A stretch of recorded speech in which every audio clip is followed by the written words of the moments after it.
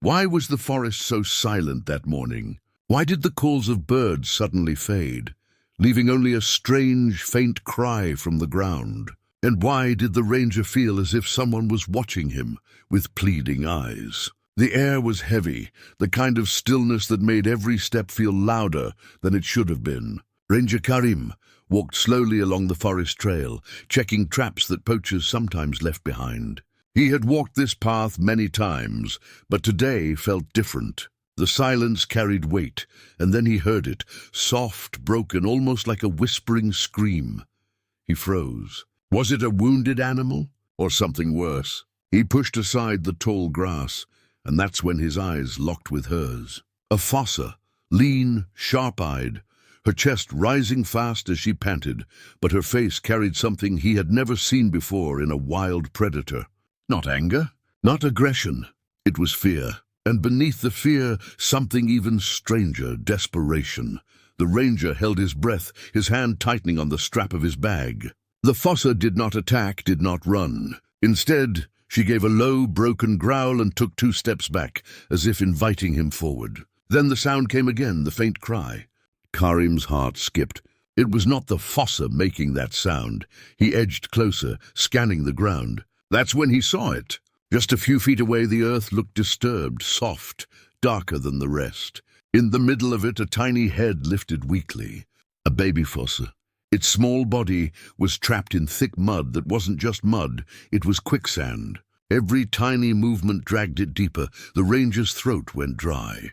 "Oh no," he whispered under his breath. He had seen quicksand before, but never with something alive inside it. And never with a mother standing so close, begging without words.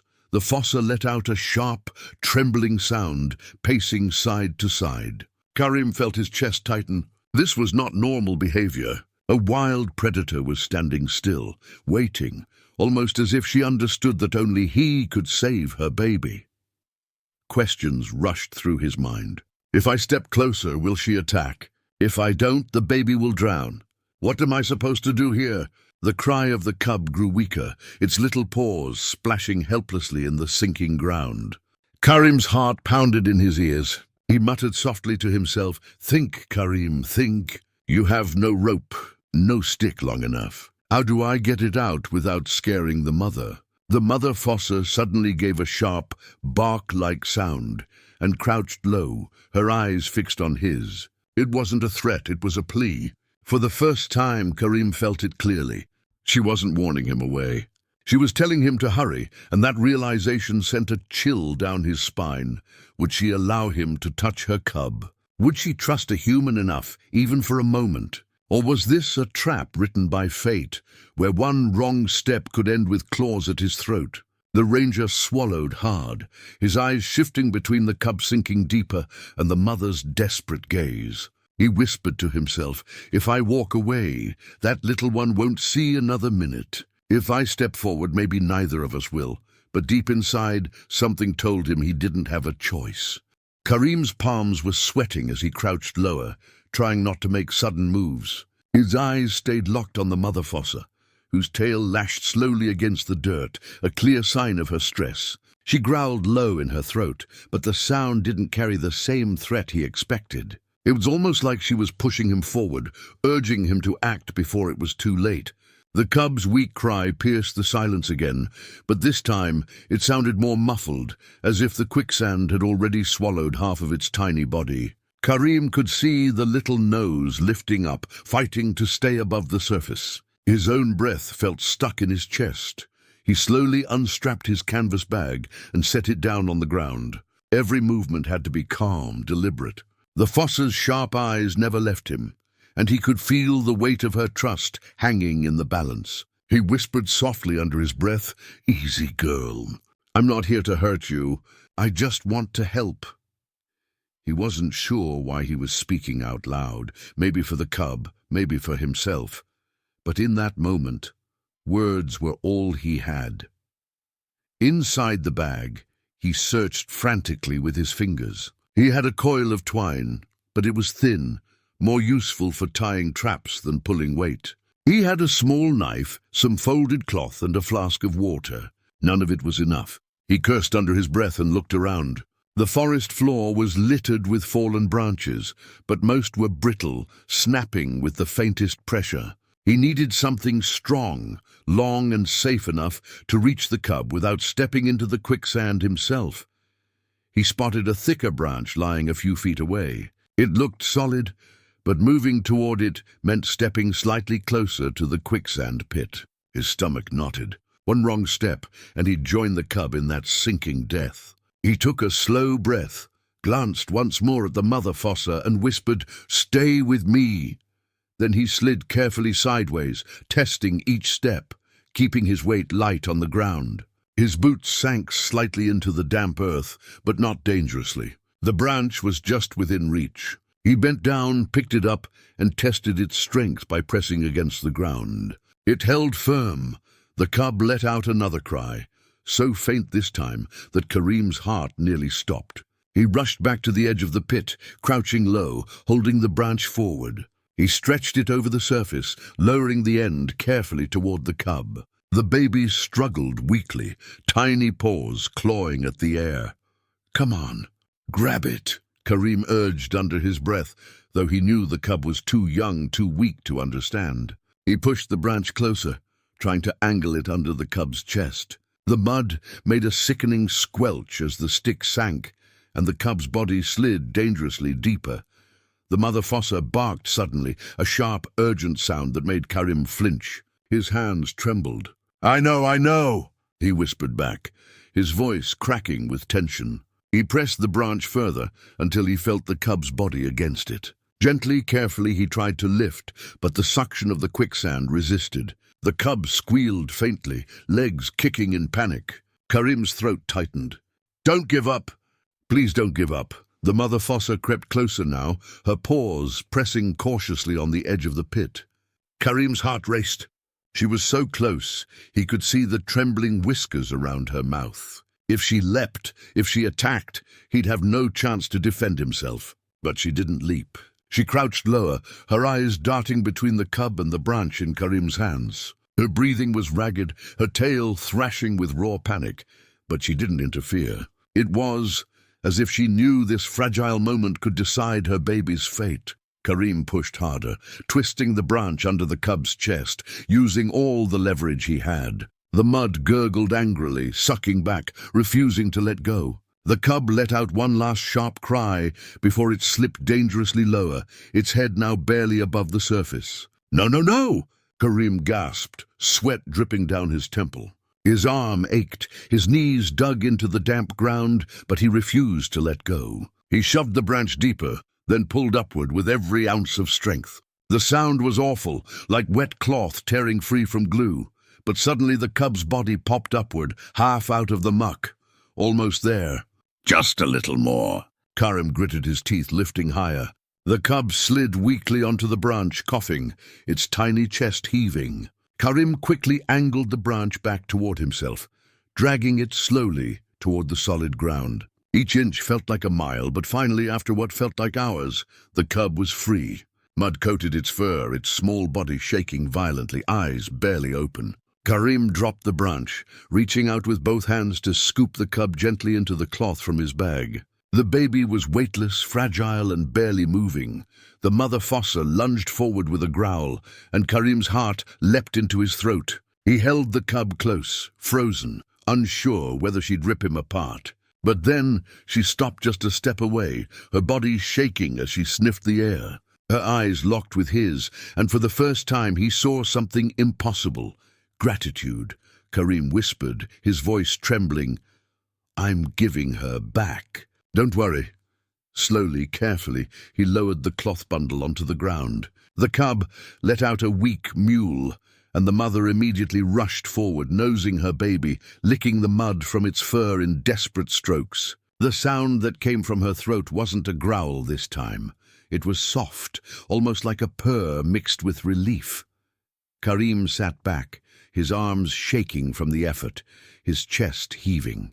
His whole body trembled with adrenaline. For a moment, he just watched the mother fuss over her cub, nudging it, licking it, making sure it was alive. He had done it. Against every odd, he had pulled a wild animal's baby out of quicksand and lived to see it.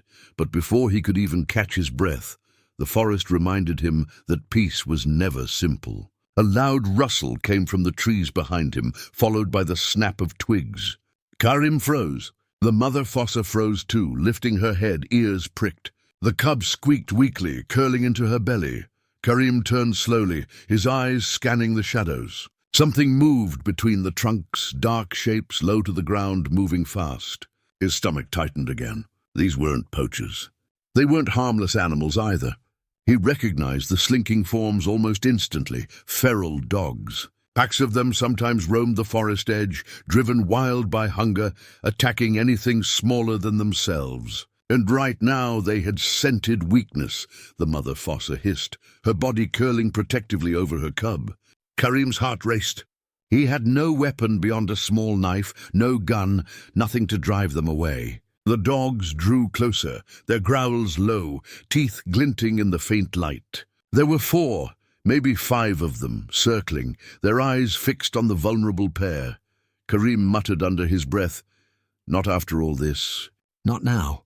He scrambled back toward his bag, pulling out the only thing he had left, his flask of water and the twine. Useless.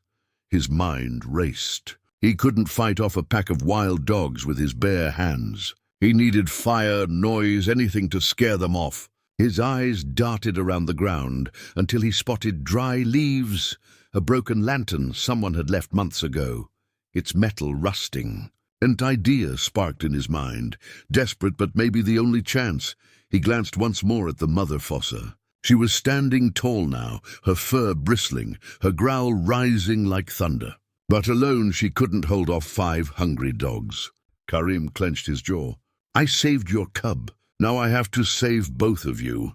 And the forest seemed to hold its breath again, waiting to see what he would do next. The growls deepened, echoing in the thick air like drums of war. The feral dogs crept closer, their ragged fur matted, ribs showing beneath skin, eyes burning with hunger. Karim's chest tightened as he counted them again. 5, no, 6. Another one had emerged from the undergrowth, its muzzle smeared with the remains of some earlier kill. The smell of blood mixed with the wet, earthy scent of the quicksand pit, and the forest suddenly felt like a cage. The mother Fossa's body stiffened.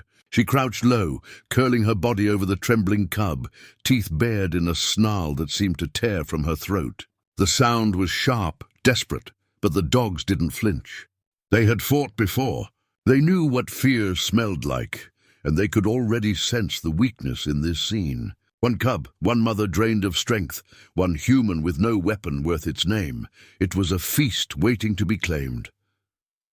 Karim's mind raced. He couldn't just sit and watch. He whispered to himself, "I need noise, fire, anything." His hand clutched the broken lantern he had spotted earlier.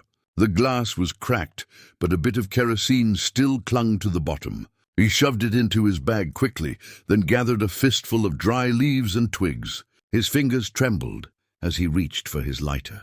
A single spark hissed, then caught on the twigs. Smoke curled upward, thin and hesitant, but it was something. He blew carefully, coaxing it, until a small flame licked up. One of the dogs growled louder, its ears pricking at the sight of movement. It barked sharply, and the rest of the pack inched forward, their bodies low, ready to spring. Karim jumped to his feet, waving the burning leaves high above his head. "Back! Get back!" he shouted, his voice hoarse with panic. He swung the flame in an arc, sparks scattering into the night. For a brief second, the dogs hesitated, hackles rising as the firelight flashed in their eyes. But hesitation was not fear. Hunger outweighed caution. The largest of the dogs snarled, then lunged forward, its paws pounding against the soil. Karim felt a surge of cold terror. He hurled the burning bundle at the ground in front of the animal. Flames scattered across the dry leaves, crackling, sending smoke upward. The dog skidded to a halt, barking furiously, snapping its jaws. The pack drew back slightly, circling wider, their growls vibrating through the trees. The mother Fossa seized the moment. She leapt forward with shocking speed, slashing at the nearest dog with claws extended. A sharp yelp rang out as the dog recoiled, bleeding across its muzzle. Karim's eyes widened. The Fossa was fierce, almost unearthly, her movements fluid as she darted back to her cub's side. But even he could see it. Her strength wouldn't last. For every blow she landed, another dog pressed closer. Karim grabbed a fallen branch, jamming the knife into its end to make a crude spear. His hands shook, but he raised it high, shouting again. Go, leave. He thrust it toward the circling pack, trying to look bigger, louder, more dangerous. But in the pit of his stomach he knew the truth. 6 dogs against 1 man, 1 wounded cub, and a desperate mother. It was barely a contest. Then, from somewhere deeper in the forest, another sound pierced the chaos. A whistle, high, sharp, human. Karim's head snapped toward the trees. The dogs froze for half a heartbeat, their ears twitching. The whistle came again, followed by the crunch of boots on leaves. A voice shouted in the distance, rough and commanding. Karim's pulse hammered. Another ranger? Or mere poachers? The dog's attention flicked between the fire, the fossa, and the approaching sound. They growled uncertainly, their hunger battling with instinct. Then the figure appeared, 2 of them stepping into the clearing, rifles slung across their shoulders. Not rangers. Karim's stomach dropped. Poachers. The taller man stopped dead when he saw the scene. The Fossa crouched protectively, the cub trembling, Karim standing with his makeshift spear. His eyes narrowed with cold calculation. Well, well, he muttered, his voice laced with amusement. Looks like we found something better than bushmeat tonight. The other man grinned, raising his rifle lazily. Mother and baby. That's rare. Their skin alone, worth plenty. Karim felt his blood run cold. He shouted instantly, stepping forward. No! Leave them! You don't understand. His voice cracked with desperation. The taller poacher laughed, tilting his head. Understand what? That you're protecting a predator? That thing would tear your throat if it could. Why waste the effort?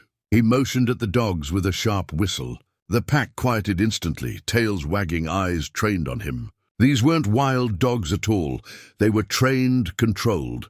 Karim's world seemed to tilt. He realized the trap he was in. The dogs weren't just scavengers. They were the poacher's tools, used to flush out prey, to corner it until the men could strike. And now, both he and the Fossa were caught in the snare.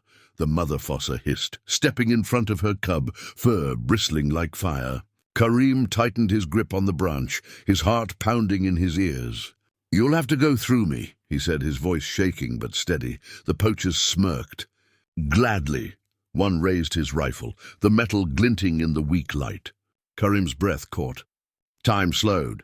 He couldn't fight bullets. He couldn't protect both himself and the animals. The world shrank to the pull of a finger on a trigger. But then fate twisted again. A deafening crack echoed through the forest, not from the poacher's rifle, but from the ridge above. Another gunshot, sharp and deliberate. The taller poacher's hat flew from his head, the bullet grazing dangerously close. He cursed, ducking, shouting, "We're not alone!" Karim spun around, his eyes scanning wildly. Another figure emerged from the trees, this one in ranger's uniform, rifle raised, face grim. Relief surged through Karim like lightning. Reinforcements had come. The poachers shouted in panic, pulling back, their dogs barking furiously. Fall back! Move! The pack scattered with them, vanishing into the undergrowth, their growls fading. The mother Fossa crouched lower, shielding her cub, eyes darting between the men with weapons. Karim exhaled so hard it hurt. His knees nearly buckled, but he forced himself upright, waving to the other ranger. Over here, he called, his voice raw. The man jogged forward, rifle still raised, scanning the trees. What happened? The ranger barked, eyes flicking to the Fossa, the cub, then to Karim. Karim swallowed hard, shaking his head. It's a long story, but we can't let them escape. They'll be back.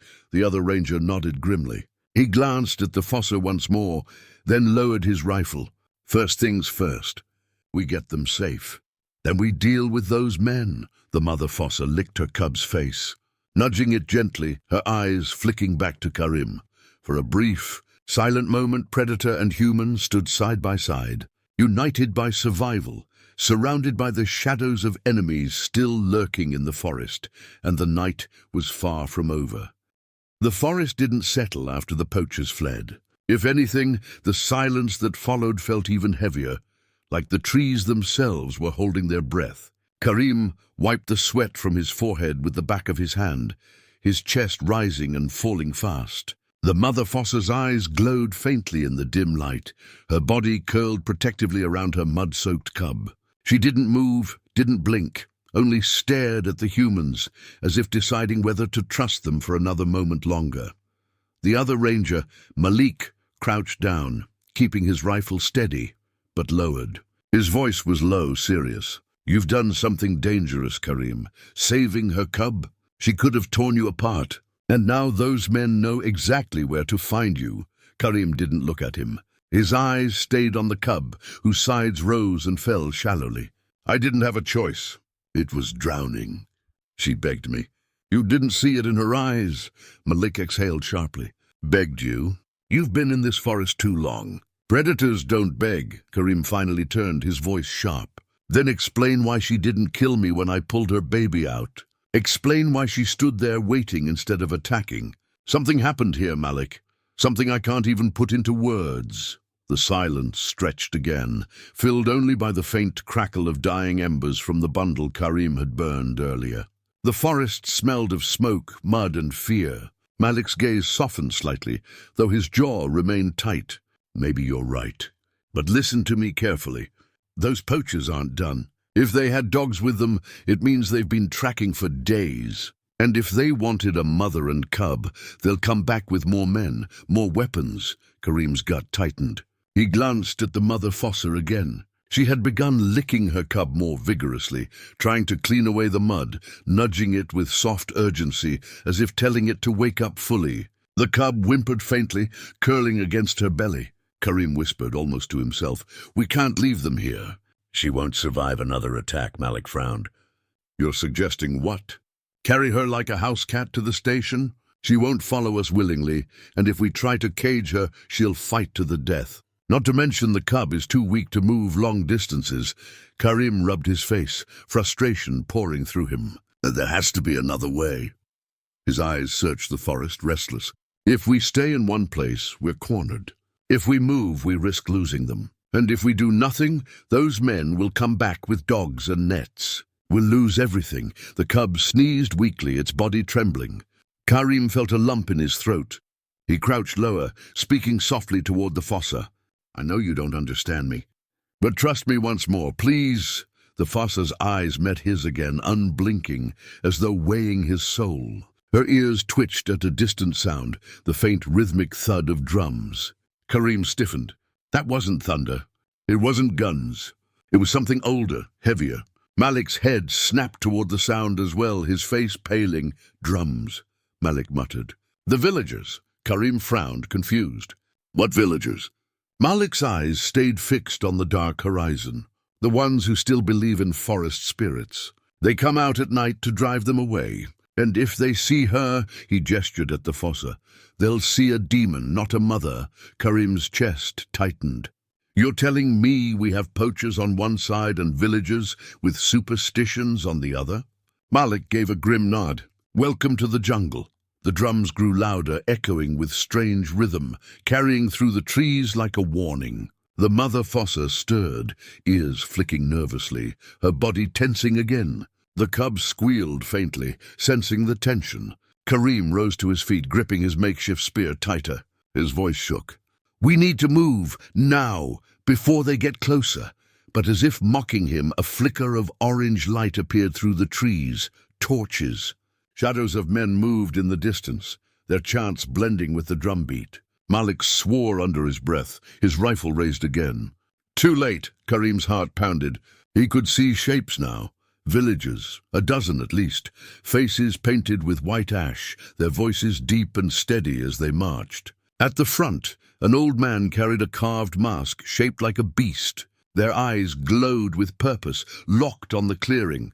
One of them shouted in a tongue Karim didn't fully understand, but the word was clear enough. "Demon!" The group broke into chaos, half the men rushing forward with spears and machetes, others beating their drums harder. The mother Fossa hissed, arching her back, teeth bared. The cub whimpered, pressing deeper into her belly. Karim stepped in front instinctively, raising his arms. "Stop! She's not what you think." But his words were drowned in the chants. Malik fired a warning shot into the air. The gunfire cracked like lightning, sending birds screaming from the trees. The villagers froze for a moment, startled. But then their rage grew louder, their chants turning into shouts. The old man raised his hand, signaling. "Spirits of the forest must burn," he cried, his voice booming with conviction. Karim's stomach dropped. He spun to Malik. "They're not going to stop." Malik's face was grim. "Then we hold them off as long as we can." The villagers surged forward. Karim felt his pulse hammering in his ears. His body screamed at him to run, but his legs planted firm. He thrust his spear toward the ground, flames from the torches glinting in his eyes. "You'll have to go through me first."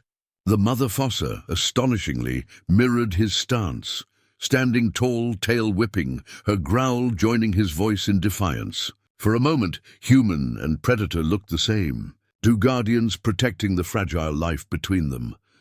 The first villager lunged with a spear, but Karim batted it aside with his branch, the wood splintering. Malik's rifle cracked again, this time grazing the ground near their feet. The crowd hesitated, torn between fear of the weapon and the fire of their own belief, and then the night tore open with another sound. A low, thunderous growl, rolling through the trees like an earthquake. The villagers froze mid-step, eyes widening. Even Malik lowered his rifle slightly, his face blanching. Karim turned, his heart skipping a beat. From the shadows of the deeper forest, glowing eyes appeared. One pair, then two, then more. Slowly, massive shapes emerged, hulking and deliberate. Not dogs, not Fossas, bigger leopards, a small pride of them drawn by the chaos, by the blood scent still lingering in the air. Their muscles rippled in the torchlight, their tails flicking with calculated menace. The villagers stumbled back, their chants faltering. Fear spread through them like wildfire. One dropped his torch, another his spear. The old man shouted something frantic, waving his mask, but even his voice shook. The leopards padded closer, their growls rising in unison, the sound ancient and merciless. Karim's heart thundered. This is getting out of control," he whispered. Malik's face was pale, his finger trembling on the trigger. "If they charge, we're all dead." The mother Fossa crouched lower, pulling her cub close, her body shivering. For the first time, Karim saw fear in her eyes too. Not of humans, not of poachers, but of nature's higher predator. The clearing became a triangle of terror, humans, villagers, and wild beasts, each locked in a moment that could erupt into violence at any second. The air felt sharp, electric, the weight of life and death balanced on the thinnest thread. And somewhere deep inside, Karim realized the truth. This was no longer about one cub. It was about survival of everyone standing in that cursed clearing. The forest clearing was frozen in a terrible balance. Villagers clutching torches, Malik's rifle trembling, Karim's chest heaving, the mother Fossa growling low, and the leopards circling like shadows of death. No one dared move, no one dared breathe too loud. The air was heavy with fear, and yet it felt like the forest itself was watching, waiting to see who would break first. Then something unexpected happened. The weakest creature in the clearing, the mud-soaked cub, lifted its tiny head and squeaked. Just a frail cry, thin and trembling. But in that moment, it cut through the chaos like lightning. The leopards froze, their golden eyes fixed on the sound. The villagers too stopped chanting, their rage dimming into silence. Even Malik lowered his rifle, stunned. That fragile voice carried something ancient, innocence. The cry of a life not yet tainted, a life begging for a chance. For one breathless moment, the predators did not see prey, the villagers did not see demons, and Karim did not see danger. They all saw the same thing, a baby fighting to live. The largest leopard, scarred across its muzzle, a veteran of the wild, tilted its head, watching. Instead of lunging, it released a deep rumble, more warning than threat. Then slowly, with majestic authority, it turned back into the shadows. One by one, the other leopards followed, melting into the forest until only silence remained. The villagers stood trembling, no longer shouting. Their leader's mask lowered, his voice shaking. "The spirits spared us," he whispered. Perhaps this was not a demon, but a test. Karim seized that moment. His voice rose strong and steady. "Yes, a test. This forest doesn't belong to poachers or hunters or even to us. Every creature has a right to live just as we do. When we destroy them, we destroy ourselves." He stepped closer, pointing at the cub. "Look at it. Does it look like a monster? Or does it look like every child we hold dear, helpless and innocent?" The words struck the villagers like arrows. Some lowered their weapons, others dropped their torches entirely. Malik, though still tense, nodded faintly, as if agreeing for the first time. The mother Fossa, sensing the change, relaxed slightly and pulled her cub close, her amber eyes softer now, almost thankful. The old man, still clutching the mask, finally sank to his knees. "Perhaps the spirits did not send us to kill, but to learn." His followers bowed their heads, the drums falling silent. One by one, the villagers backed away, retreating into the forest without another word. Karim let out a breath he hadn't realized he was holding. His whole body trembled, but his heart was steady. Malik touched his shoulder quietly. "You may have just saved more than a cub tonight, brother. You saved us from ourselves." The clearing returned to silence, but a different kind of silence. Not the silence of fear, but of respect. The stars glimmered above, the wind whispered gently through the trees, and the mother Fossa nudged her cub, who finally gave a stronger cry. Alive and clinging to hope, Karim watched them disappear into the undergrowth, his chest heavy but full. He knew he might never see them again, and maybe that was how it should be. Some bonds are not meant to be cages or chains, but lessons, fleeting, unforgettable, powerful. He turned to Malik, his voice low but certain. "We fight poachers with laws, villagers with wisdom, but the real enemy is our own blindness. We forget that this world is not only ours. Every creature, no matter how small or feared, carries a story of survival." Malik nodded, eyes distant. "And tonight, that cub's cry reminded us of our own humanity." They walked back through the forest as dawn began to break. Light spilled through the trees, painting the world gold. For the first time in years, Karim felt the forest wasn't just a place of danger, but of miracles. Memorable lesson for people. The true strength of humanity lies not in conquering nature, but in protecting it. The cry of a helpless creature can teach us more about compassion, unity, and respect than any weapon or belief. When we choose mercy over fear, we don't just save another life, we save a piece of our own soul.